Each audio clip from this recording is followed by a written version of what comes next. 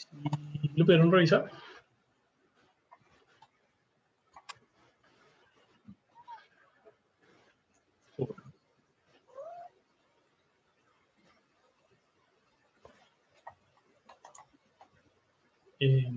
Esto aquí, estoy como CSS avanzado, pero no es que sea avanzado, simplemente voy a ponerlo en el título. Pero bueno, el transform es una propiedad CSS que simplemente permite hacer ciertas transformaciones. ¿Qué es importante de transform?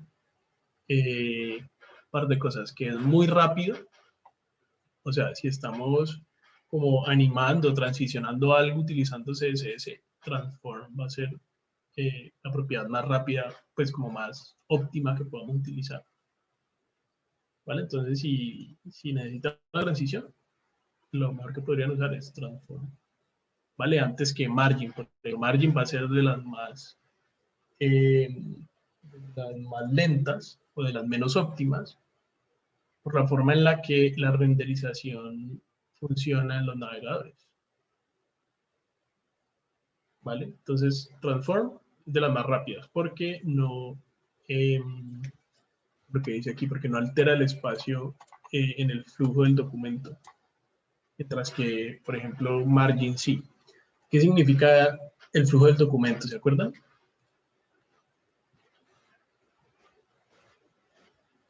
Yo no. ¿Nadie?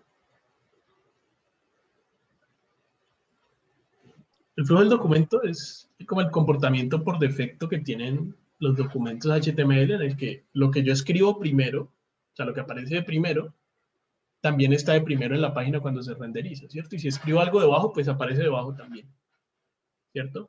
Si yo quito lo de arriba, pues todo lo que está abajo tiene que subir para ocupar ese espacio, ¿cierto? O sea, básicamente las cosas ocupan el espacio que ocupan, pues. Ese es el flujo del documento. Hay propiedades que alteran el flujo. Por ejemplo, el margen altera el flujo. Si yo le pongo margen arriba a algo, todo lo que está abajo también se mueve. Y eso es, pues, como costoso, entre comillas, para el navegador. Mientras que transform no altera el flujo. ¿Sí? ¿Tiene sentido eso?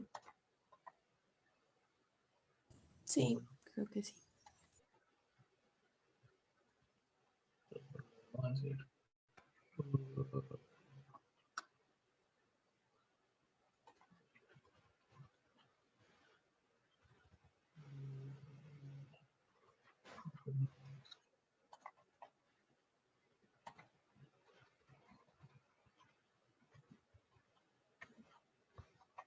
Hagamos un pequeño ejemplo. Bueno, entonces aquí tenemos una cantidad de cosas que están en el flujo, ¿cierto? Y si yo a este elemento le pongo, por ejemplo, un margin top de 10 píxeles, pues lo voy subiendo, altera el flujo. O sea, todo lo que está debajo, él y todo lo que está debajo de él se va a mover, ¿cierto? Transform, la propiedad se llama transform y tiene diferentes opciones. Una de ellas es translate. Translate no altera el flujo, entonces yo aquí lo voy a mover hacia la derecha o hacia abajo y no altera el flujo. Todo lo demás se queda ahí. Incluso el espacio se queda allí también, como si no se hubiera movido. ¿Vale? Entonces, estas son como las dos cosas importantes. No altera el flujo y pues no altera el flujo es muy rápido, muy óptimo. Profe, ¿cuál es la diferencia entre esto y la posición absoluta? La posición absoluta altera el flujo en cuanto a que parece que dejara de existir. Entonces, si yo a esto le pongo position absolute, mira que de una las otras cosas lo ignoran. O sea, él se sale del flujo. Y el transform siempre es a partir del sitio en el que está normalmente, mientras que la posición absoluta es a partir de quién. Pues no sé si del padre. Del primer padre que tenga una posición que no sea estática, ¿se acuerdan?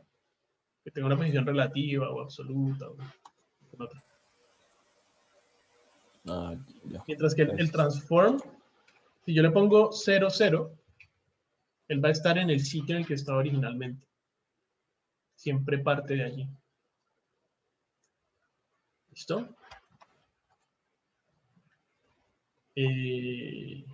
Recuerden que la posición absoluta, por lo general, se usa cuando yo quiero posicionar cosas por allí, como en las esquinas o flotando con relación a otro elemento, con relación a una sección o a un artículo. Y como los badge, por ejemplo, este de acá, ¿cierto? Como un badge que yo tengo que está flotando dentro de este elemento, o la flechita de cerrar que está flotando dentro de un elemento, pero por allá en la esquina. Usualmente ese es como el caso de uso más normal para la posición absoluta. El caso de uso más normal para el transform es para hacer transiciones, ¿vale? O pues, simplemente para transformar cosas. Por ejemplo, creo que hay por ahí algunos que necesitan rotar elementos. Transform me sirve para varias cosas. Transform me sirve para trasladar elementos, o sea, para moverlos en posición. También me sirve para escalar elementos. Entonces, aquí le puse transform, translate. También le puedo poner transform, scale. Si le pongo 1, pues esa es la escala normal. Y pues le puedo ir subiendo. Entonces se escala. O le puedo ir bajando. De nuevo, ¿para qué me sirve esto? Usualmente para transicionar. Digamos, yo quiero que un elemento aparezca, pero pues no quiero que solo aparezca y ya, no que de pronto crezca, podría ser. ¿Vale? O también a veces se usa, pues también para transicionar, pero para darle como un feedback al usuario. Por ejemplo, los que tienen esas, como información que queda escondida detrás de hover, muchas veces también uno puede poner como una pequeña, o sea, muy sutil, una pequeña escala como para que el elemento que uno tiene seleccionado o que tiene el mouse encima, pues crezca un poco y se diferencie. También podría servir para eso. Rotate, bueno, también me sirve para rotar. Scale o rotate. Le digo cuántos grados quiero que rote. ¿Listo? Skew, ¿saben qué significa? ¿Esta clase está grabando? Sí.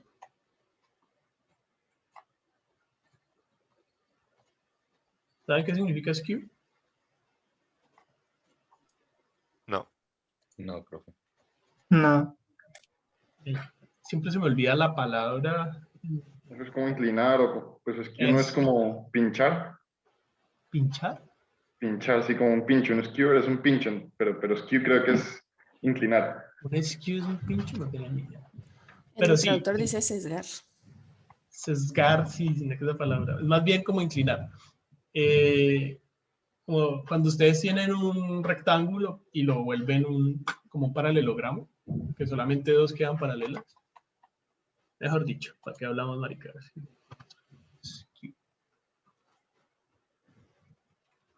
Esto es lo que hace el skew. Que nunca lo he usado realmente, pero bueno, ahí está la posibilidad. ¿Listo?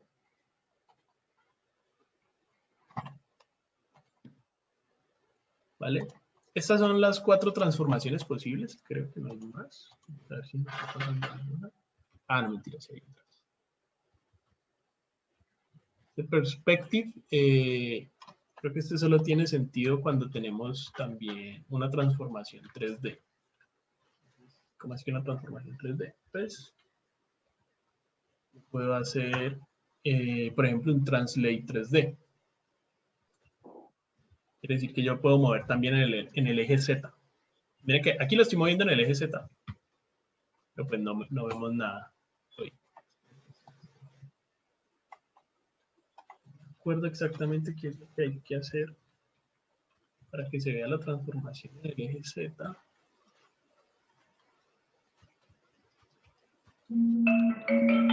Ay, ¿qué hice?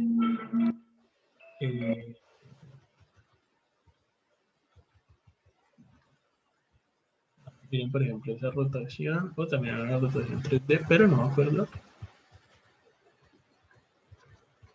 qué más hay que hacer para que se vea la transformación en el eje Z. No, no.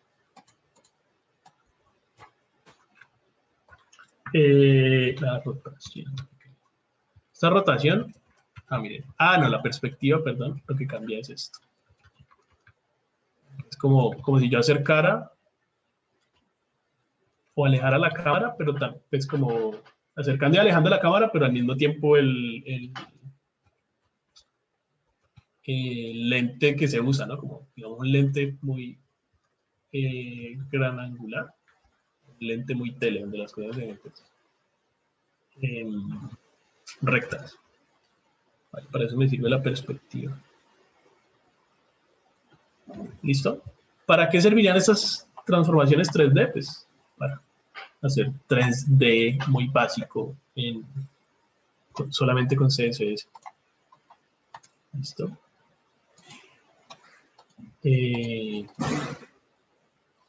Por ejemplo, un truquito que uno puede hacer es armar como cubitos o cosas, pues, cubos, ¿cómo se llaman?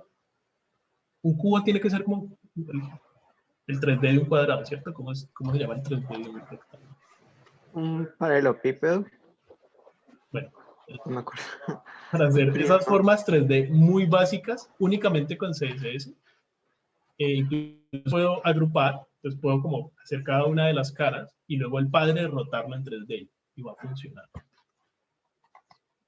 Útil si no quiere hacer esas cosas, pues sin complicarse la vida con algo como DJS. No sé si vieron, les mandé, les había quedado debiendo el Model Viewer. Para el que quiera hacer algo en 3D, si solamente es una visualización, este es 800 veces más fácil de usar que DJS. Vale. Bueno. ¿El profe qué tipo de objetos recibe? ¿Como en qué archivo? No tenía, me toca revisar. Ok.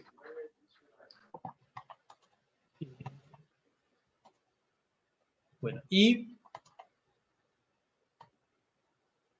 otra cosa acá importante con el transform es que hay otra propiedad que se llama el transform origin.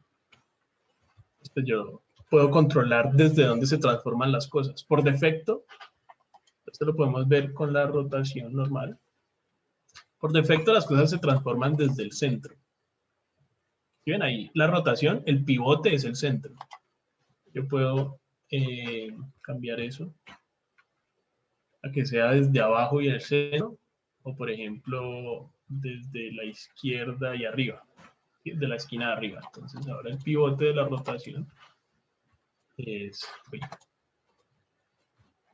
la esquina de arriba.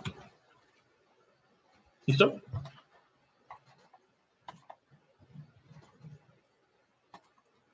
Bueno, antes de eso, pues no sé si vieron ahí que estaba haciendo. Si yo quisiera trasladar y escalar al mismo tiempo, ¿qué hago? Pongo dos transform así. ¿Qué pasa si yo pongo una propiedad y luego vuelvo a poner la propiedad?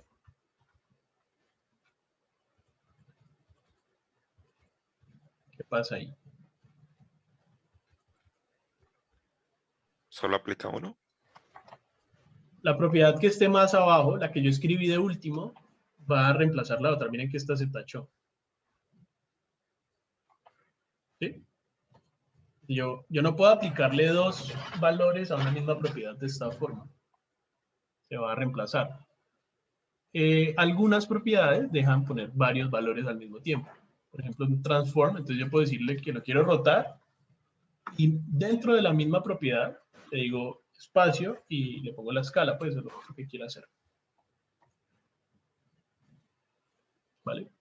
Entonces, si quieren hacer dos transformaciones, es de esta forma. Eso aplica para varias propiedades, por ejemplo, para los background también. Si ustedes quieren poner en un mismo elemento un color de fondo y una imagen de fondo, pueden usar background, ponen la, digamos, la URL y luego el color, es decir, algo. Sí. La regla general. ¿Listo? Bueno, transiciones. Las transiciones van a ser muy útiles para transformar cosas entre estados. ¿Listo? O sea, son animaciones, pero son animaciones que solo tienen dos estados. Como, algo como prendido y apagado. Como cuando ustedes en After, ustedes saben en After, ¿sí? ¿No? Sí, profe. Sí, sí, profe. Sí, profe. O cuando ustedes en After tienen dos keyframes y simplemente After interpola entre esos dos keyframes, ¿cierto? O sea, ustedes tienen el keyframe donde inicia por acá una cosita y luego la mueven a otro lado y After se encarga de interpolar esas dos posiciones. Eso es lo que hace la transición. ¿Vale? Entonces voy a aplicarle a este elemento una transición. Le pongo transition. ¿Listo? Transition y recibe 3, 4 cosas. ¿Vale? Lo primero que recibe es qué propiedad quiero transicionar. Yo puedo transicionar una propiedad o todas las propiedades o solo un par de propiedades. Digamos que yo quiero transicionar la propiedad transform. Entonces aquí escribo transform. ¿Listo? Luego le digo cuánto quiero que se demore esa transición y cuánto es la duración de la animación entre los dos estados. Entonces, digamos 1 segundo. ¿Vale? Luego yo le podría poner un delay. Por defecto, pues el delay es 0 segundos. El delay es cuánto se demora entre activar la transición y que realmente se anime. Yo quisiera que no se animara de una, por alguna razón. Le pongo aquí un delay. O lo pueden obviar. No ponerlo. Y por último va la función de interpolación. Esa es como las... ¿Se acuerdan en After también que uno podía como cambiar la aceleración y desaceleración? Sí. Entonces, es eso mismo.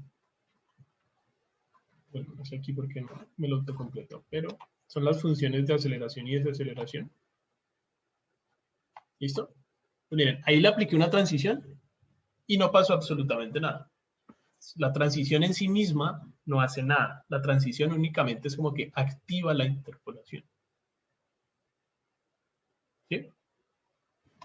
Para que realmente algo se transicione, tiene que haber un cambio. Entonces, miren, por ejemplo, acá tengo este transform y aquí hay otro transform, pero está desactivado.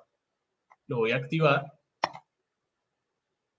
¿Sí? Se transiciona en vez de cambiar de una, que es lo que haría sin transición. ¿Sí ven?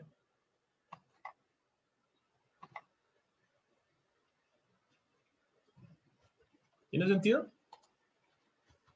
Profe, explicas un momentico rápido esa última parte de cómo lo activaste. Es que ahí me perdí. ¿Cómo lo activo? ¿Qué cosa? ¿La transformación o la transición? La transición. La transición es con la propiedad transition, que está aquí. Cuando yo tengo una transición puesta en una propiedad, cuando esa propiedad cambie, no va a cambiar de una, que es lo que hace por defecto. Miren, si yo quito la transición y me pongo a activar y a desactivar transformaciones, cambia. No hay ninguna transición, no hay ninguna interpolación entre esos dos estados. Profe, Vale. pregunta, pero es que como usted, o sea, como tal, yo veo que usted está cliqueando los cositos ahí en Google, desde el código, o sea, ¿cómo se vería? O sea, cuando inicia la página, ¿cómo se vería? No, cuando inicio la página, pues igual no se vería nada, porque para que la transición se vea, recuerden, solo poner transition no hace nada. Lo que hace el transition es activar interpolaciones cuando haya algún cambio. Entonces, para que se vea, tiene que haber algún cambio. Eso se utiliza mucho, por ejemplo, en los hovers. Pues hagamos más bien un ejemplo ya con un hover. Entonces, O sea, Entonces, o hover es colocar el mouse encima, ¿cierto? hover es colocar el mouse encima. Exacto. Entonces, ya digamos, eso sería como colocarlo de forma automática, no lo que usted estaba haciendo, que era colocarle los clipsitos ahí. Ya, Exacto. ok. Yo ahí lo estaba haciendo para mostrarles, pero un ejemplo más realista sería con hover o con JavaScript, sino que pues, todavía no hemos empezado con JavaScript. No creo que ya alcancemos ya, pero si no ya el viernes sí alcanzamos, iniciamos con JavaScript. Creo que el viernes tenemos algo.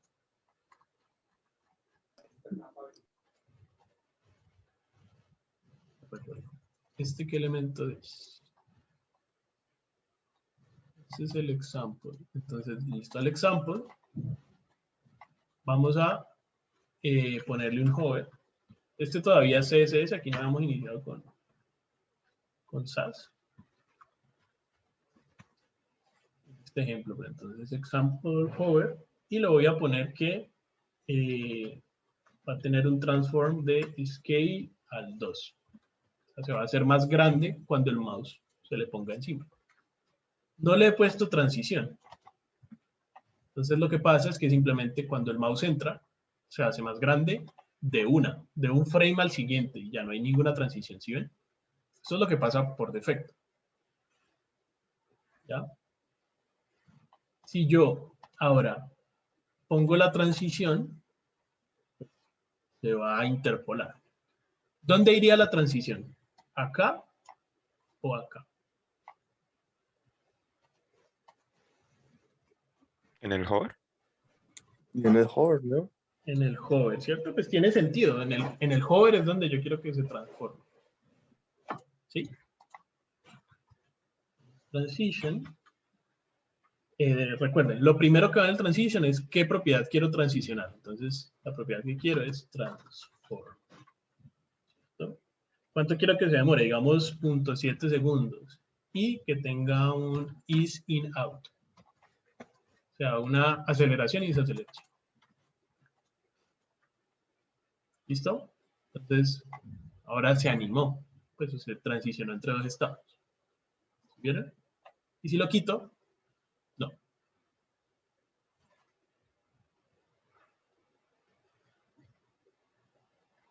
¿Listo? ¿Debería no transicionarse también hacia, o sea, cuando quito el mouse? ¿O debería transicionarse igual? Es que creo que es porque la transición está activa solamente cuando está en el hover. Quita el mouse y pues ya no existe esa propiedad. Claro, como pusimos el transition solo en el hover, le estamos diciendo que solo se transicione mientras el mouse esté adentro, pero apenas el mouse sale, ya no se transiciona, entonces cambia de una. Entonces, realmente el transition va es acá, porque queremos que se transicione siempre, digamos, de entrada y de salida. Miren que si lo paso arriba, al example, no al hover, se transiciona en ambas direcciones.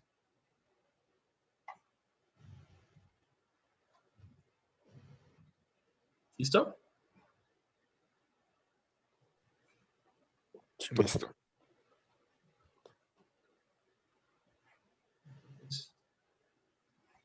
Eso es por acá en las transiciones. Aquí yo transicioné el transform, o sea, en el transition le digo que quiero que afecte al transform. Y yo aparte de tener un transform, tengo por ejemplo un background color red.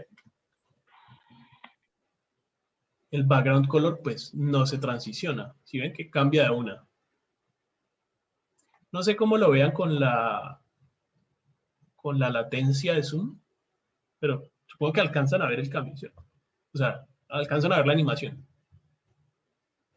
Supongo, Profe, ¿le alcanzaron? Sí, profe, se alcanza a ver. poner igual 2 segundos para que sea más lenta, pero bueno, ahí está, ¿cierto? Yo acá también podría ponerle, por ejemplo, all. Le estoy diciendo que todas las cosas que cambien, que él pueda transicionar, pues no todas las cosas se pueden transicionar, pero todas las cosas que se puedan transicionar, que lo haga. Entonces ahora, también el color de fondo cambia gradualmente, ¿sí ven?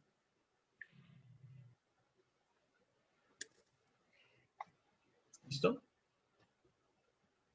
Entonces, de esta forma le dije que todas las cosas que cambien, cambien se demoren 2 segundos y tengan esta función.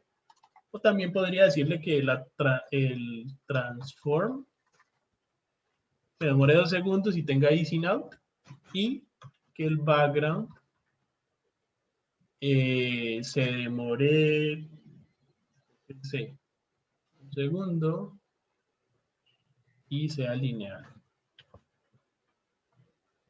Entonces, el background cambia más rápido que el otro. ¿Bien? Básicamente, o puedo decirle que todos se transformen de la misma forma, se transicionen de la misma forma, perdón. O puedo controlar propiedad por propiedad. Esto con una coma. ¿Vale? ¿Tiene sentido? Sí, profe. Entonces, muy útil para estas transiciones con hover. Bueno, de pronto una escala no, ¿cierto? Pero de pronto los que tienen esos textos que aparecen con el hover, o sea, que están invisibles y solo aparecen con el hover, bueno, eso es una transición de la opacidad del texto, ¿no? Si el example tuviera, por ejemplo, una opacity 0, voy a ponerle aquí all y voy a quitar esto otro. Y acá lo que hago es ponerle un opacity de 1. Entonces, cuando yo le ponga, está súper lento. Pero cuando yo le ponga el mouse encima, entonces va a aparecer. Y si por detrás de ese texto, pues hay una imagen o algo, pues voy a poder ver. Profe, yo tengo una pregunta. Dale. Si uno quiere hacer como ese tipo de feedback en el cual, sobre todo en un navigation bar o en un menú, que yo me paro como en el texto y abajo me sale como una barrita que acompaña la sección donde yo estoy. No sé si me hago entender. Eso lo tengo que, se puede hacer con CSS. O sea, mejor dicho, el problema que yo tuve fue que si yo me paro en el hover del texto, necesito es hacerle algo que está display none, le tengo que cambiar a que sí se muestre. Pero pues creo que eso no se puede, ¿no? Porque yo en CSS como me referencio a otro, como digamos a otro elemento dentro de un hover. Digamos que si yo tengo el hover de acá, en ese cuadrito que vos tenés ahí, digamos que aparezca y desaparezca el rojo. Sí se puede. Se puede mientras el elemento esté adentro. O sea, por ejemplo, yo puedo decirle que cuando ponga el mouse adentro, aparezca o desaparezca el rojo. Eso lo puedo hacer. ¿Cómo se hace? Bien. Le voy a quitar esto de opacity. ¿Cómo se llama eso que está adentro? Absolute. Entonces, le quité el opacity y le voy a quitar también la transición.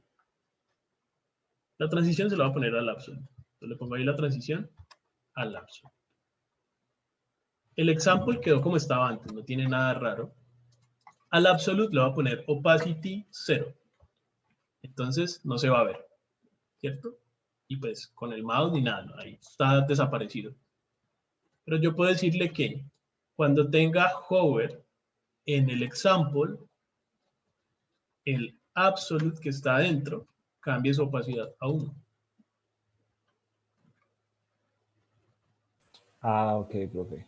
Entonces, Gracias. eso sí funciona, pero solo con el mismo elemento. O sea, yo puedo modificar las cosas en el hover al mismo elemento al que le estoy colocando el mouse encima o a elementos internos.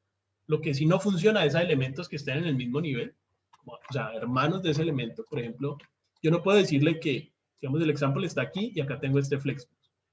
Yo solo con CSS no puedo decirle que cuando ponga el mouse encima del example cambie algo en Flexbox.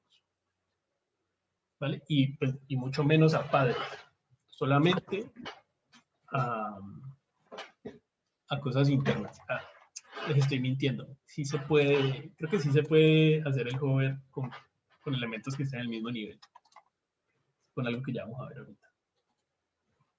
¿Vale? Pero el uso más común es al mismo elemento a elementos internos. La forma más fácil de controlar. Para las otras cosas ya toca utilizar JavaScript. De todas formas, no sé si te entendí. ¿Lo que querés es eso? ¿Que sea solamente Sí. en el hover o que sea también en el clic? Por ejemplo, cuando le das clic a un elemento que te queda ahí mostrando a qué elemento le diste clic o eso. No, de momento en el hover. Ah, o bueno, también podría implementarlo del click, pero solo lo había pensado hasta ahora en el hover. Bueno, estas transiciones nos sirven mucho para el hover, pero pues el hover deja de deja de aplicar pues apenas el mouse salga. A veces uno quiere que algo sea, pues como que se quede, ¿cierto? Digamos, yo quiero que algo no estaba y aparezca cuando le pongo el mouse encima, pero ya se quede ahí, por ejemplo. Eso no lo podemos hacer solo con CSS. Para eso también tendríamos que usar JavaScript. Listo. Profe, ¿podrías mostrar un momento cómo hiciste para que cuando pongas el hover en la clase sea un child que se cambia? Así. Estoy diciendo que Ok. cuando el elemento con la clase example tenga hover, a los absolute que estén adentro se les ponga la opacidad de 1. Oh, vale, gracias. ¿Listo? Bueno. Bueno, acá está como la separación. Yo puedo escribir, recuerden que aquí estaba como la propiedad, lo que va a durar, el delay y la función. Yo puedo separarlas. O sea, cada una tiene su propia propiedad. Entonces, transition property es la propiedad que va a transicionar, la duración, el timing function y el delay. Son esas 4. O las puedo poner todas en una sola línea. ¿Listo? Bueno, se pueden definir diferentes transiciones para el mismo elemento.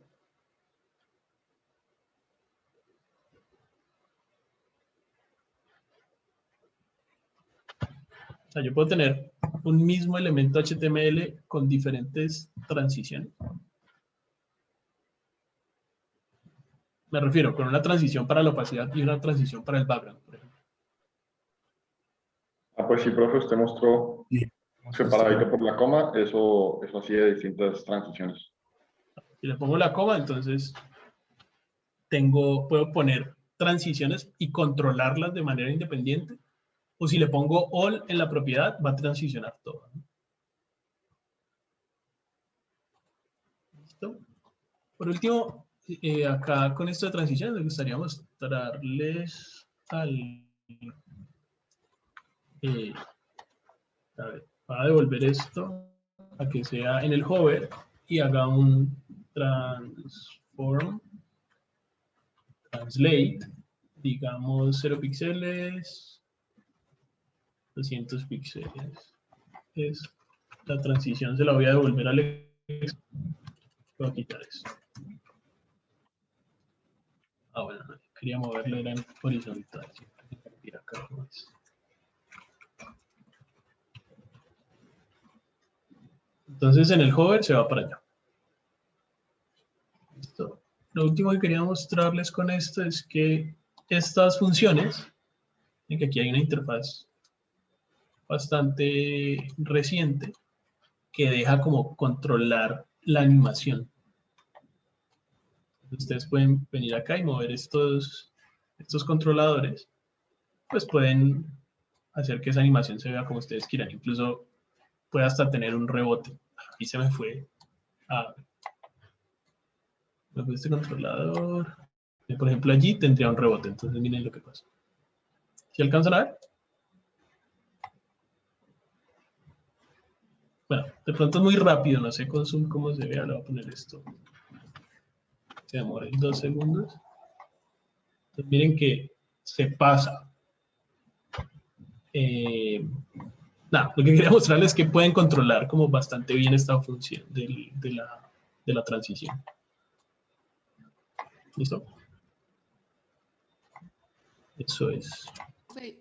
Profe, ¿eso uno solo lo puede probar ahí en el navegador? O sea, lo de las curvas. Solo no, pues hay herramientas para eso. Por ejemplo, si ese es Transition Bezier. Entonces hay herramientas que sirven para esto. Por ejemplo, aquí pueden comparar estas dos cosas. Y lo mismo, pues la pueden deformar. No sé si esta es tu pregunta, pues. Pero aparte de eso, no sé dónde más se podría ver. Okay. Uno lo que hacía antes era esto, como venir a una de estas páginas y probarla aquí, y luego sí copiar este Cubic Bezier y pegarlo pues en el código, pero pues ya Chrome implementó esto. O sea, no sabía que lo había implementado, me di cuenta hace 2 segundos que le di clic aquí. Antes no tenía esto, sino que simplemente pues dejaba seleccionar. Pero es lo mismo, o sea, al final, esto es esto mismo. Vale. Vale. Listo. Bueno. Y acá lo último de estas diapositivas era pues lo de los vendor prefixes, pero ya hablamos un poco sobre eso. Y pues básicamente le estamos pasando ahí la responsabilidad a SAS de que se acuerde de ponerlos. ¿Cierto? Bueno, ¿preguntas sobre esto? Estas diapositivas ya Sí, se las había profe. dejado en el disco. Dale.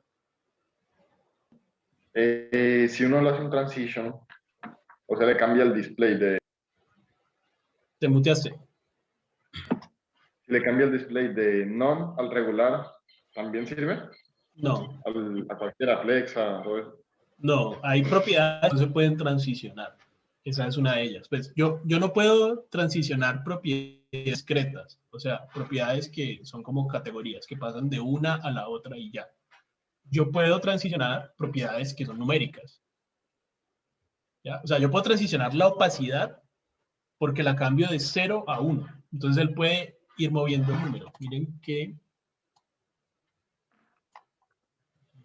bueno, no mentira. No, pero pues es como si él fuera cambiando un numerito. ¿Sí? De acá ¿dónde está? Bueno, no tengo que poner esto. De una vez les muestro. Acá en esta interfaz está este botoncito que dice 2 puntos hub, que representa pues como las pseudo clases.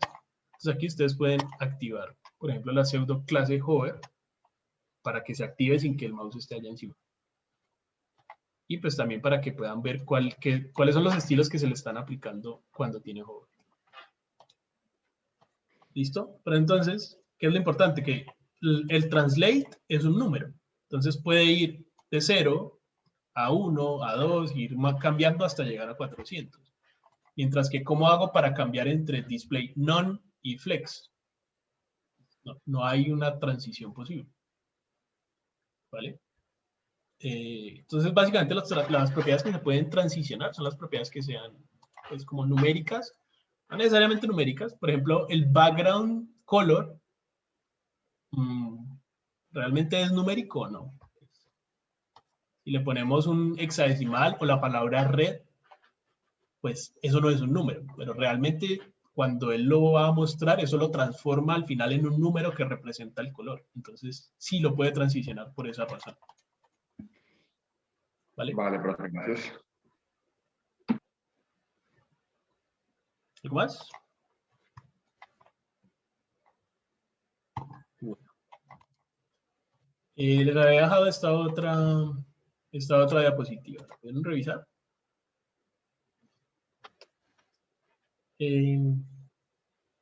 Son selectores avanzados, entre comillas. El primero de ellos, pues que ya hemos hablado bastante, ¿cierto? ¿Qué significa que yo ponga un espacio acá entre estos dos?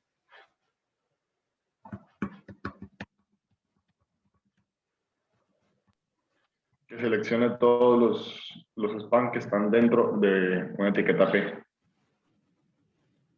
Entonces, cualquier etiqueta P en mi página, si adentro tiene un spam, se va a seleccionar ese spam, ¿cierto? Recuerden que lo que se selecciona siempre es lo que está más a la derecha. ¿Vale? Este es un descendiente. O sea, lo importante es que esté adentro, pero no necesariamente tiene que ser como lo primero que tiene adentro.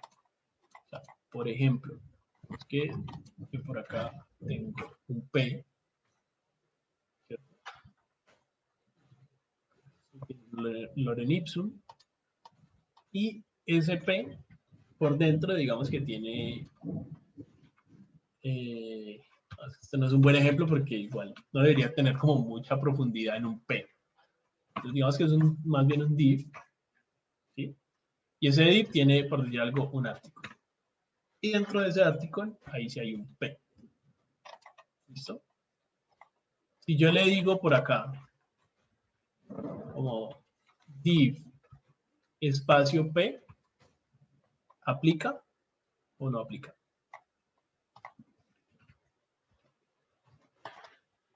También Aplica para el PS. aplica para el P porque el P está dentro de un div. Esto lo único que le está diciendo es que esté adentro. No quiere decir que tenga que estar solo aquí en el primer nivel de adentro. Puede estar adentro de otro elemento, pero está dentro de un div. ¿Sí me entienden? Profe, ¿y cómo sería, por ejemplo, con las clases? Igual. Yo tengo este class outer, class middle, y este es de class inner. Exactamente lo mismo. Entonces a esto le pongo outer, inner. ¿Listo?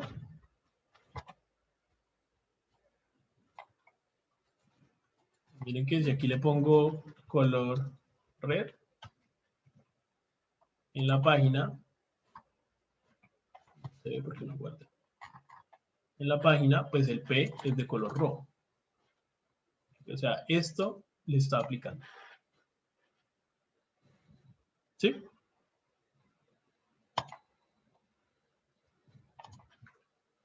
Bueno. Este es el descendant. O sea, simplemente que este está dentro de esto. Ahora hay otro que es el child. El child tiene que ser un descendiente directo. ¿Esto cuál sería la diferencia? ¿Qué opinan? Pues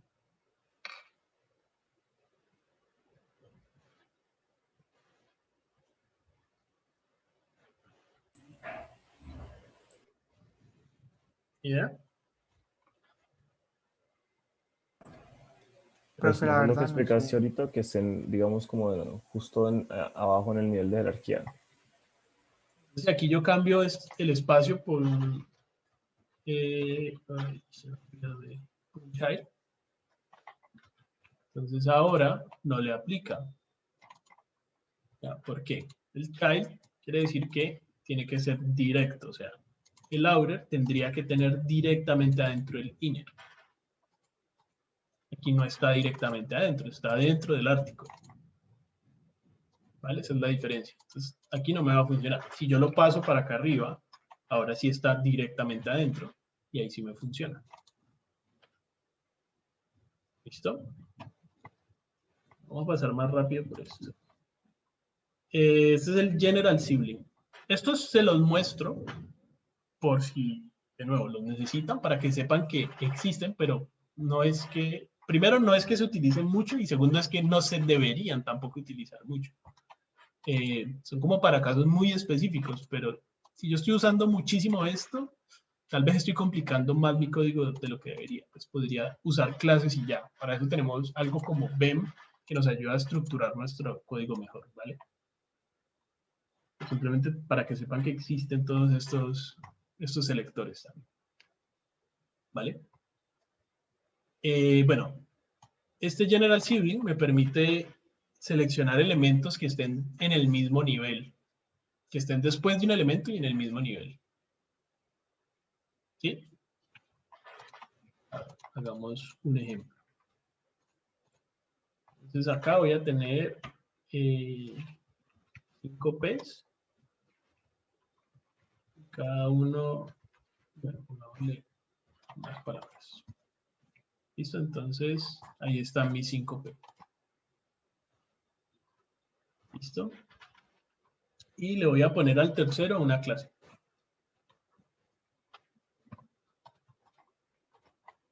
¿Listo? Hace rato no utilizo esto. Vamos a ver si me acuerdo. Pero debería ser test, general sibling, y luego P. Y color. ¿Sí ven lo que hace? sea, le estoy diciendo que quiero que sean de color azul todos los P que estén después de un elemento que tenga la clase test. ¿Ya? Tienen que estar después de test y tienen que ser hijos del mismo padre. O sea, todos estos son hijos directos del body. Pero este P de acá, pues no lo... Creo que este de acá no lo tomamos. Voy a quitar esto. Para comprobar eso. Miren que este no lo toma. O sea, son hijos directos del mismo padre. Pero si yo pongo por acá otro P, vamos por acá, pongo otro P, pues este sí lo debe tomar porque está después de este y es hijo del mismo padre. ¿Listo?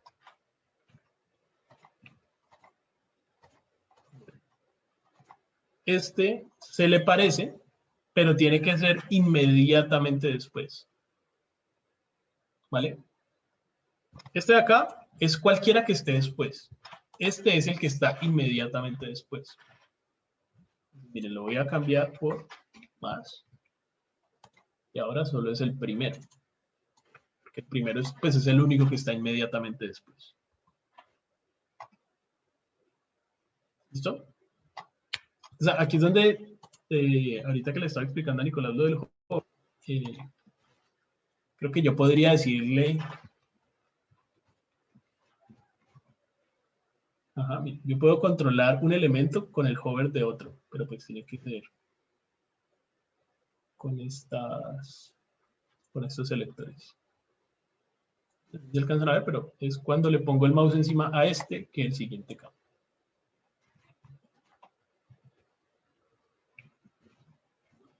Vale. Profe, ¿me dejas volver a ver ese código? Sí. Gracias. Gracias. Bueno, también puedo seleccionar elementos por sus atributos. Por ejemplo, aquí no tenemos nada, ¿cierto? Yo tengo un input por acá normal, y luego tengo un input de tipo password, por decir algo. Entonces tengo un input en el que escribo normal y otro input que oculta lo que estoy escribiendo. Si yo quisiera seleccionar todos los inputs de tipo password de mi página, podría decir input, entre llaves, type, password. Y hago pues el cambio que quiera. Entonces, todos los que sean de tipo password, pues van a cambiar. ¿Listo? Es un selector por atributo. Utilizar ahí cualquier atributo. Y esos selectores por atributo, pues tienen diferentes reglas. Por ejemplo, este de acá es como decirle que todos los elementos de tipo A que tengan un título. No me importa qué título tengan, pero si tienen título, los va a seleccionar. ¿Listo? O estos son los inputs, que su tipo sea texto. O sea, el tipo tiene que ser texto exactamente igual a text para que se seleccione. Este de acá, estoy diciendo que el source, miren que tiene este símbolo. No me acuerdo cómo se llama, chapeo. Lo que significa es que va a seleccionar todas las imágenes que su source inicie con https://. Entonces, para que vea como la parte inicial del source. Este es para que vea la parte final. Entonces, seleccionaría todas las imágenes que terminen en .gif. ¿Listo? Este de acá seleccionaría todos los divs que tengan una clase que contiene la palabra col. ¿Sí? Contiene quiere decir que la contiene en cualquier parte de ese string. Y este último es lo mismo, o sea, que es un form que en su atributo action contiene la palabra contact por ahí en cualquier lado. ¿Sí? Miren que tiene el asterisco. Y lo que se le agrega es esta i. La i quiere decir que es indiferente de la mayúscula o minúscula. ¿Vale? Por defecto, él toma en cuenta mayúscula o minúscula. Si le pongo la i, pues ya no la toma en cuenta. ¿Listo? De nuevo. Pues para nada se lo tienen que aprender de memoria. Simplemente que sepan que existe. ¿Listo? Bueno, ya acá abajo había puesto pues también como simplemente unas propiedades de Flexbox, pero de estas ya hemos hablado bastante. Creo que esto sería todo por acá. ¿Ninguna pregunta? Estos temas son más temas auxiliares, pues no son como tan importantes, por eso los pasamos más rápido. ¿Vale? ¿Una pregunta?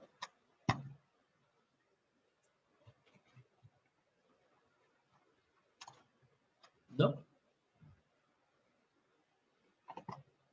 Listo. Eso también ya se los había dejado ahí en el disco.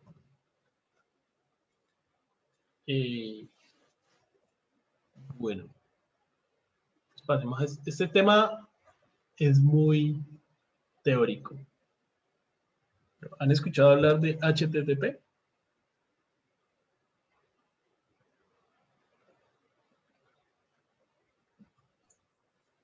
Sí, Sí. ¿Qué es HTTP? pues el protocolo para transferir la información en la web. Pues así como HTML. ¿Recuerda qué Hypertext significa? Transfer Protocol. Ajá, ¿y HTML qué significa? Ah,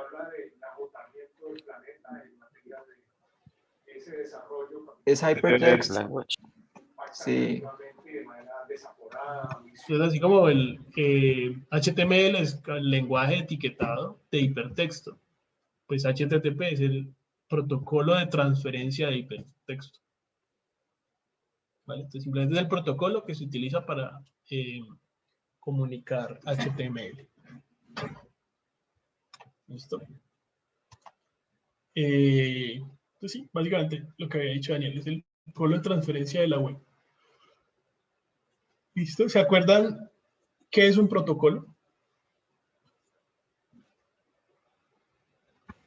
O sea, en general, ¿qué significa protocolo? Pues como unos pasos No. a seguir. A seguir, sí. Sí. Unas reglas. ¿Cierto? Ustedes habían visto un par muy bueno, más bajo nivel, el TCP y el UDP, ¿se acuerdan de eso? sí, ¿Se acuerdan más o menos cuál es la diferencia? sí que pues el handshake, que en el TCP se hace como ese proceso de yo para poderme comunicar contigo y empezar un proceso de transferencia, primero tengo que como hacer como que ambas emisor y receptor tienen que estar como hacer un proceso de aceptación uno del otro. Al cambio en el UDP uno lanza el mensaje y pues quien quiera lo recibe. Entonces, básicamente, en el UDP yo empiezo a mandar cosas y pues si llegó o no llegó, pues no es problema mío. Yo ya lo mandé. Pero es que en el TCP sí hay como una seguridad de que las cosas o llegaron o fallaron, ¿cierto? HTTP es TCP por detrás. Entonces, siempre como que hay todo ese vaivén de información. Si se acuerdan, un dibujito que les hacía al inicio del semestre, como que el cliente le pide algo al servidor, el servidor le responde. ¿Se acuerdan? Sí. Por aquí a una página cualquiera. Sí, de request y response. Ajá. Acá en Network, miren que acá hay una pestañita que se llama Network. Entonces, métanse por ahí a cualquier página. y abran la pestañita de Network y recarguen.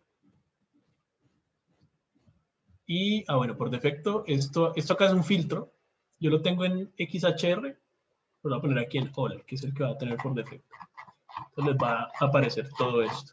Y por acá arriba les aparece una línea de tiempo.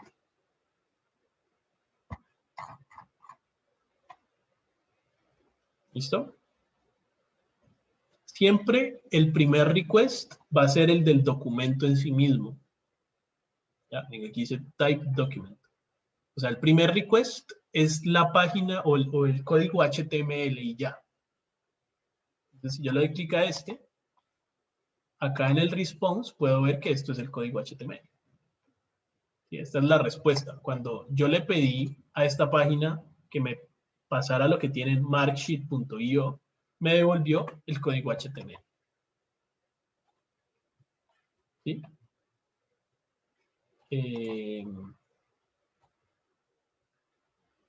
¿Vale? Ahora, después de que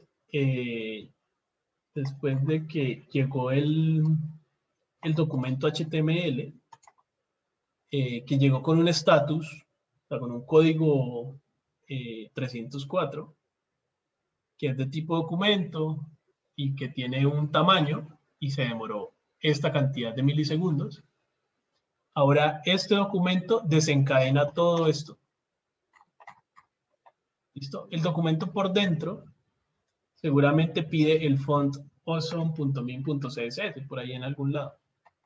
¿Cierto? Miren que si yo abro aquí y busco font awesome, miren que aquí está. Bien, el documento pidió este font awesome. Casi que es la primera cosa que pide. Okay. Primero pidió el favicon, solo que no aparece aquí, seguramente porque ya... Pero no aparece aquí porque ya lo habría pedido en una visita anterior. Pero miren que lo primero que pide es el font awesome, aparte pues del favicon. Cuando digo que es lo primero que pide, me refiero a que es una referencia a un archivo. Miren que es un link a un archivo. Ese link a un archivo le está diciendo al navegador que tiene que ir al servidor, a este servidor, maxcdn, no sé qué, y pedirle este archivo. Entonces, por eso él va y hace un request. Miren que es el siguiente request que hay.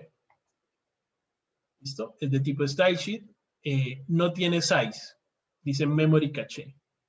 ¿Sí quiere decir que yo esta página ya la había visitado? Entonces, ese archivo se descargó en una visita previa y ahora que vuelva a entrar, no la vuelve a descargar, sino que él ya sabe que es el mismo archivo. Entonces lo saca del caché. El caché es un espaciecito en mi disco duro. Entonces no lo tiene que volver a descargar y la página carga más rápido.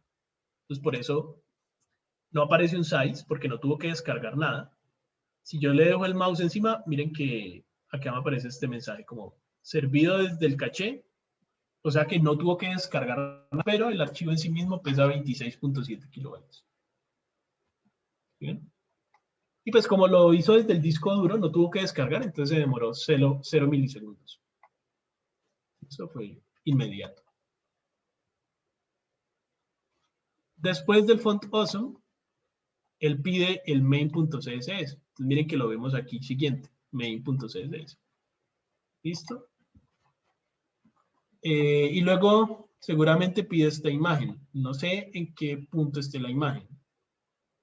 Entonces voy a buscarla. Se llama CSS en 44 minutos. Mira aquí, creo que es esta de acá. Ajá. Entonces, aquí no necesariamente pues va en el mismo orden en el que realmente pide, o sea, en el que las cosas están puestas en el documento. Pero pues por lo general sí más o menos sigue ese orden. Pero bueno, el hecho es que por acá pidió esta imagen. Esto, miren que no está en el source, sino que está en esto que se llama source set. Y debe ser simplemente porque está usando algún plugincito de JavaScript que pone esas imágenes como dinámicamente, ¿vale? Pero digamos que no importa, lo importante es que está pidiendo una imagen. ¿Listo? Incluso miren que aquí hay una imagen que se llama empty. Y por acá debe haber alguna imagen que se llame empty. No la veo. Falló. Y-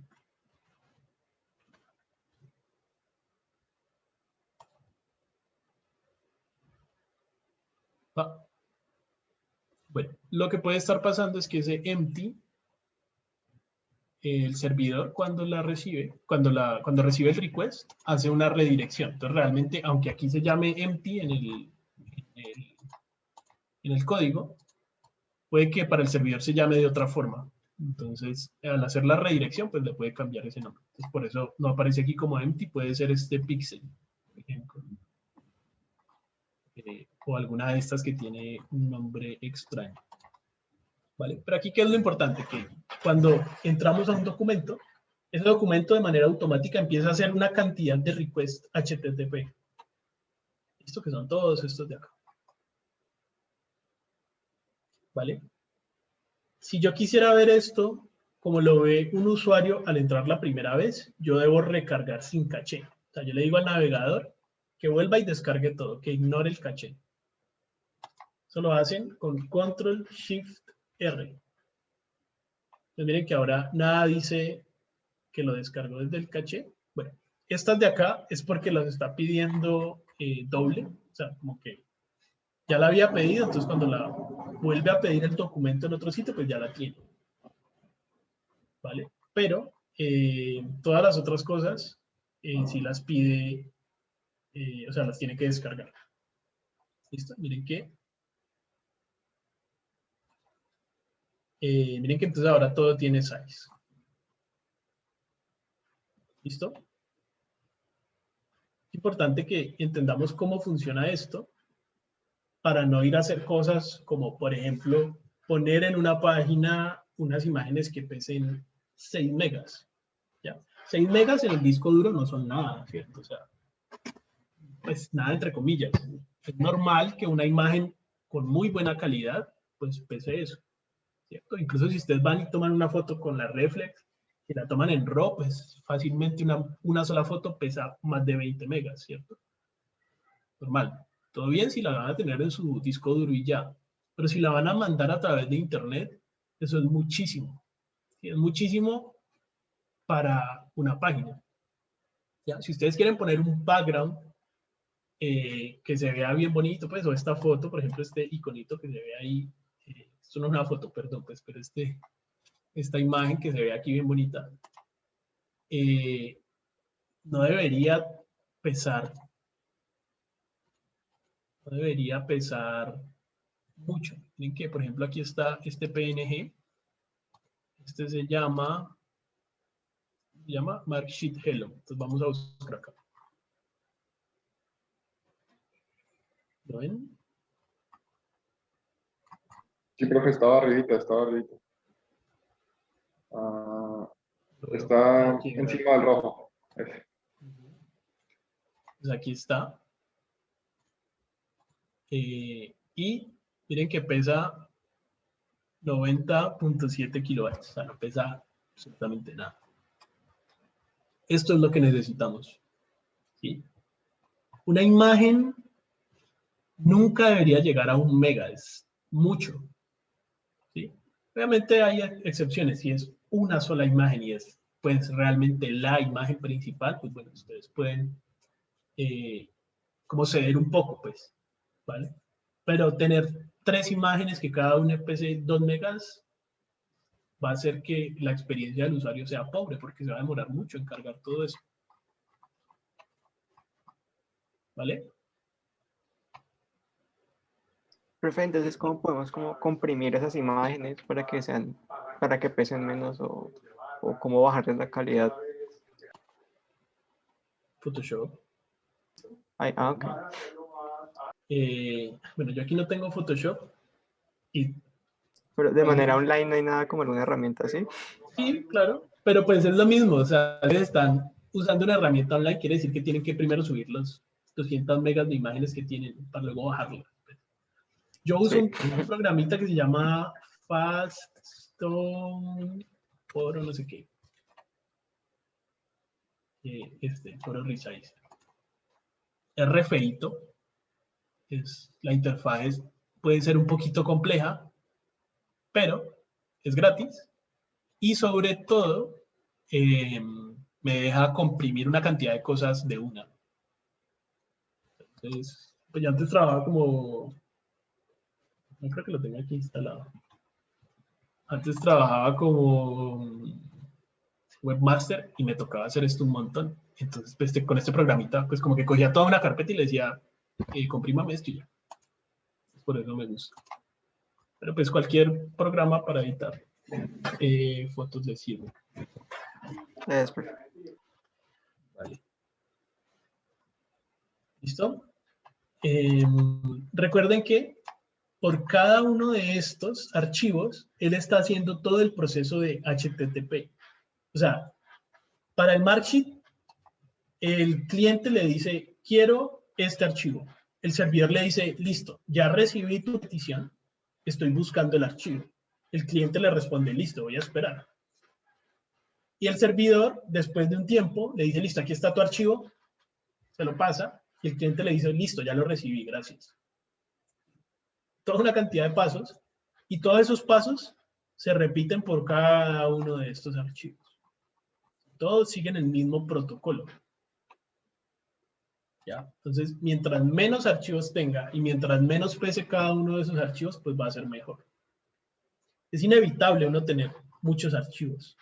Mientras la página se vaya haciendo más compleja, y ustedes empiecen a utilizar más cosas, van a tener muchos archivos. Pero sí, pues la idea es tratar de mantenerlo al mínimo. Y el peso, pues también mantenerlo al mínimo. ¿Vale?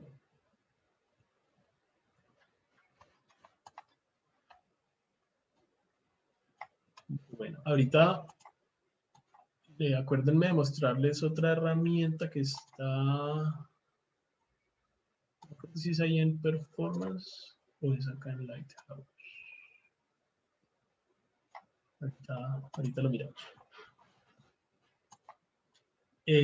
Bueno, entonces nada, esto es como lo que ya estábamos hablando.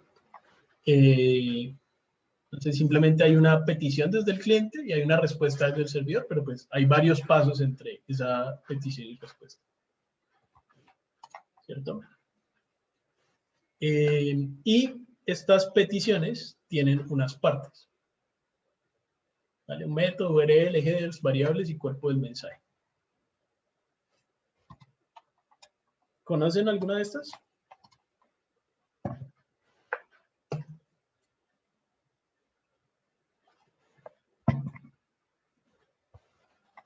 Variables. Variables. Pero variables dentro de una petición. Sí. Aquí estamos diciendo que todo esto va dentro de la petición, ¿no? Entonces, por ejemplo, la URL, pues de pronto es como la más natural. O sea, la URL es cuál es la ruta a la que yo estoy haciendo una petición. ¿Sí? En este caso, pues es la de Marksheet. Yo puedo hacer una petición a esta ruta o, como vemos en Netcore, yo puedo hacer peticiones a rutas internas. Por ejemplo, la ruta es CSS, o sea, dentro del mismo servidor, CSS main.css, o sea, es un archivo que está dentro de ese servidor, ¿cierto? O puede ser este de acá, en la ruta, en la carpeta JavaScript, el archivo codemirror.js. ¿Sí?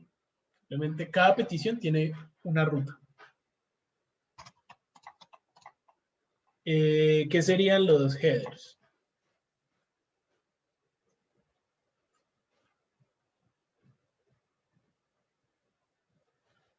¿Una idea?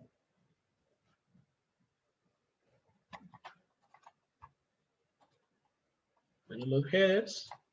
Es como información adicional. Sí, información adicional. Por ejemplo, aquí tiene toda esta cantidad de headers. ¿Listo? Toda esta cantidad de información adicional que se va en la petición. ¿Qué header es muy común? Por ejemplo, cuando ustedes inician sesión en alguna página, decir algo, ustedes inician sesión en Facebook, de alguna forma, todas las peticiones siguientes, Facebook tiene que saber que el cliente que está haciendo esas peticiones es un cliente que ya inició sesión con sus credenciales. Eso usualmente se manda en los headers. ¿Ya? O sea, como que yo inicio sesión y a Facebook le paso como mi usuario y contraseña y Facebook me responde listo. Tus credenciales fueron correctas. Esta es como una llave que Facebook te otorga para que puedas acceder a la información. Entonces el cliente de alguna forma la guarda y luego en cada una de los siguientes requests envía esa llave para que Facebook la pueda como comprobar y sepa que le puede devolver esa información. ¿Sí? Eso es importante porque digamos, las fotos de ustedes, si las tienen privadas, pues solamente ustedes las pueden ver. Si alguien con una llave que no es válida intenta verlos, Facebook tiene que saberlo pues, para rechazar esa petición. ¿Vale? Que yo haga una petición a un servidor, pues no quiere decir que el servidor tenga que responderme. A veces el servidor tiene que negar esas peticiones. ¿Sí? ¿Tiene sentido?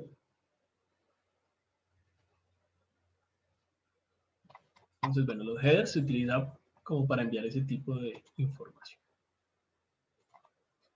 Recuerden, todo esto es muy conceptual. No todo lo vamos a utilizar acá en la clase de web. ¿Vale?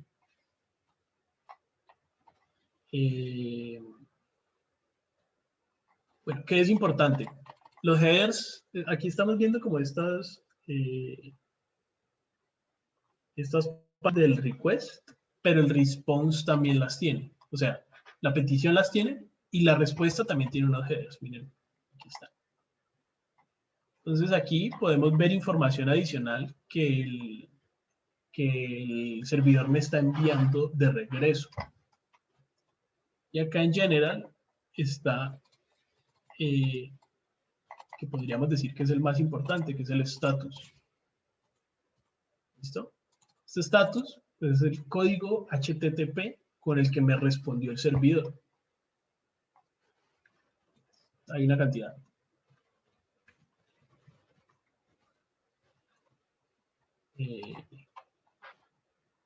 ¿Listo? Y se dividen en estos 5 grupos, como en información, ¿cómo se traduce successful? Exitoso. Redirecciones, errores del cliente y errores del servidor. ¿Listo? Entonces, por ejemplo, este que estábamos viendo acá, este 200, entonces quiere decir, pues nada, ok. Que simplemente la petición fue exitosa ya. Listo, vamos a ver. Por ejemplo, este primero, inicialmente, a mí me había parecido ver otro código, ¿no? Ah, miren, aquí hay 304. ¿Sí ven? ¿Qué significa ese 304? Entonces, vamos a ver por acá, 304. Quiere decir que es la segunda vez, pues, o mejor dicho, que ya visitó esta página. Entonces, simplemente como que no ha... El servidor me dice que no hay ninguna modificación en el archivo, entonces que puedo utilizar lo que ya tengo en caché. ¿Listo?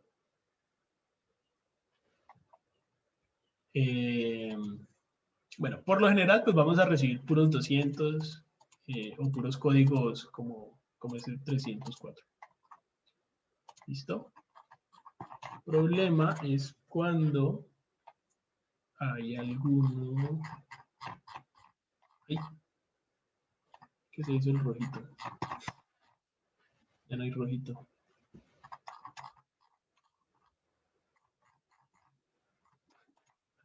Ahorita había un rojo y ya no aparece. Entonces voy a intentar ingresar a una página que probablemente no exista. Aquí lo que tenemos es un código 404. El famoso 404. ¿Qué significa el 404? No lo encontró. Hay unos errores del lado del cliente. Del 404 quiere decir que no existe, eso que no lo encontró. Ya, ¿por qué errores del cliente? Pues porque seguramente fue el cliente quien escribió mal la ruta. ¿Ya? ¿Sí?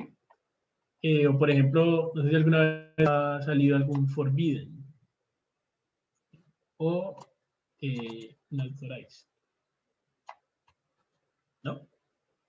Simplemente, como en el ejemplo que les estaba dando ahorita de Facebook, si alguien intentara acceder a algo que no debe acceder, pues Facebook le va a responder con uno de estos, con uno de estos. ¿Sí? Este es más como cuando yo ni siquiera he iniciado sesión, y este es más para cuando ya inicié sesión, pero no tengo permisos para ver ese recurso. ¿Listo?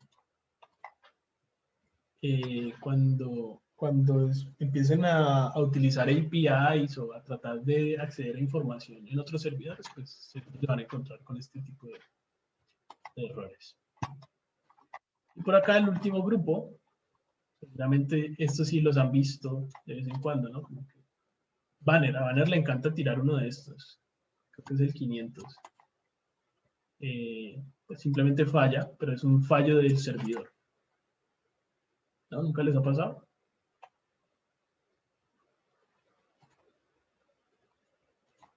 Siempre. Sí.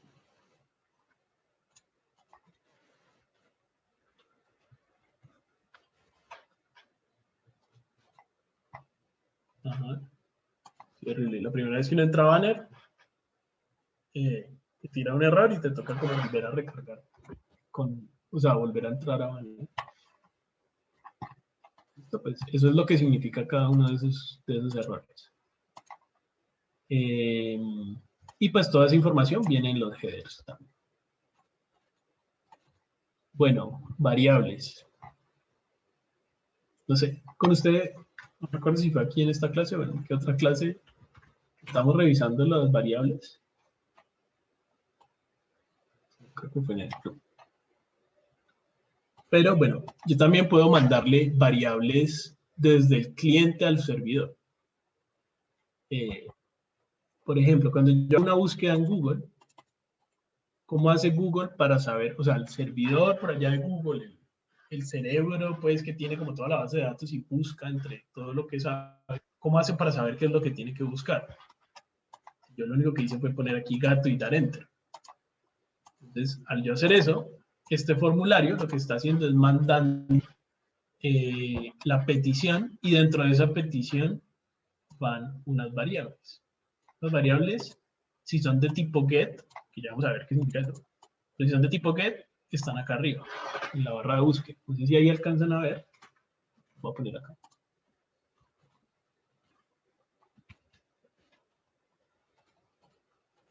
Entonces, miren que nos vamos a copiar toda la ruta. Ah, igual esto lo vimos en la anatomía de las URL, ¿se acuerdan? Es que después del path podía haber un signo de interrogación. ¿Cierto? Miren que aquí está el signo de interrogación. El signo de interrogación está diciendo que todo lo que hay de aquí en adelante son variables. Entonces, se pone una sola vez. Luego va nombre de variable, igual, y el valor de esa variable. Y luego va un ampersand. El ampersand separa variables. Entonces aquí tengo una variable, q igual a gato. O sea que la q seguramente significa query. Me está diciendo que la búsqueda, o sea, lo que el usuario quiere buscar es gato. ¿Qué hay otra variable? Otro ampersand, otra variable, otro ampersand. Y así. Entonces acá es donde se van las variables. ¿Listo? Y pues por fin también está el cuerpo del mensaje, que ya es usualmente como en las respuestas, pues es la página. O dependiendo del método que yo esté utilizando, pues es la información o las variables. Puede ser como varias cosas. Depende del tipo de mensaje. ¿Listo? ¿Tiene sentido esto de acá? Sí, profe.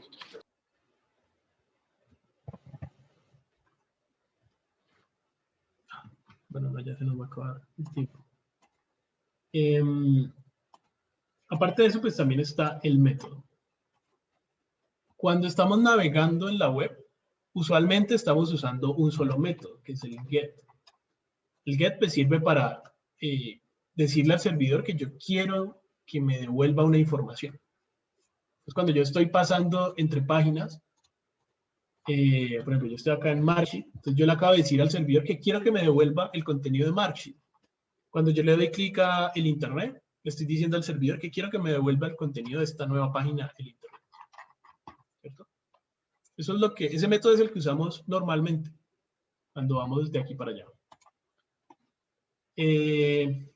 Pero hay otros métodos. Por ejemplo, el post es el método que usamos cuando le decimos al servidor que le vamos a enviar nueva información. Por ejemplo, cuando ustedes se meten a Facebook y escriben algo o en Twitter hacen un tweet, están enviando nueva información para que el servidor la guarde. Eso usualmente se hace con el método post. ¿Vale?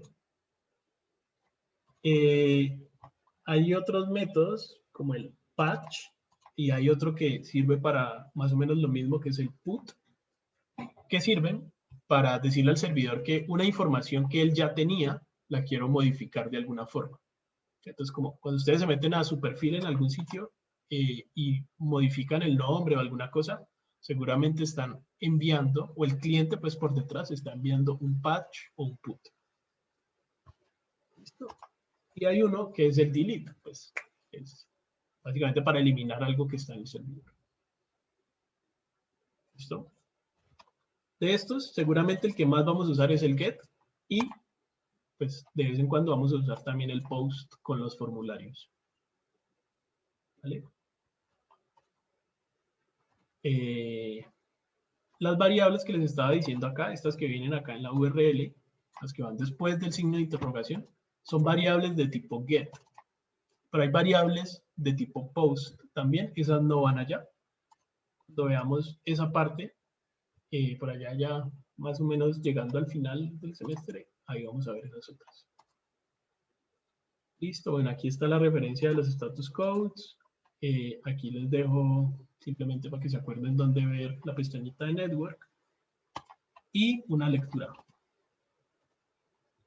¿Vale? Entonces, porfa, esta lectura para discutirla el viernes. Simplemente explica la diferencia entre HTTP, que es lo que estuvimos viendo hoy, y HTTPS, que es como la versión segura de HTTP. ¿Listo? Profe, de casualidad, ¿ahí explican cómo las páginas obtienen ese seguro? ¿O quién se lo Más o otorga? menos, sí, más o menos lo explican, o sea, lo explican para entenderlo, pero no para ir a hacerlo. Sí, Ah, ok, sí. ok. O sea, no es un tutorial, es solamente como para entenderlo. ¿Vale? Vale, profe. ¿Profe, ya es para el viernes? Sí, para que la discutamos el viernes. ¿Listo? Ya les Listo. subo estas diapositivas. Vale, profe. Gracias. Profe, el viernes también vamos a revisar avances o vamos a ver clase normal. No, yo creo que vamos a ver clase normal. ¿Hay programada revisión de avances? ¿Sí? ¿No vamos a ver JavaScript? Sí, pero no vamos a hacer revisión de avances. La revisión de avances básicamente va a ser en las tutorías. ¿Vale? Ok. Ok. Entonces, arriman unos minuticos y revisamos.